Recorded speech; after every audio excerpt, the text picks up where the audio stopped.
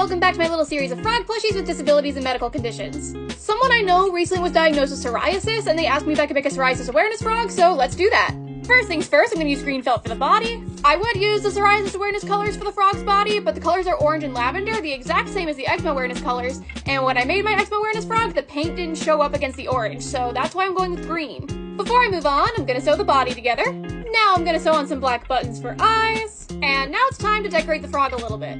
As I mentioned before, the psoriasis awareness colors are lavender and orange, so I'm going to use those colors to embroider an awareness ribbon onto the frog's arm, and now it's time for grabby markers. I know that psoriasis can spread all over the body, but I'm just going to paint it onto the frog's scalp to make sure that it looks different from the eczema frog. I'm also going to go in with a white paint pen to try to make it look a little bit different from eczema.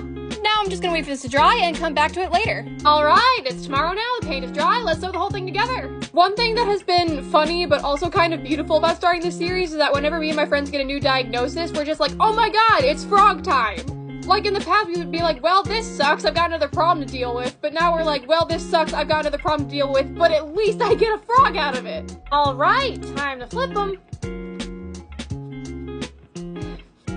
There we go! And there we have it!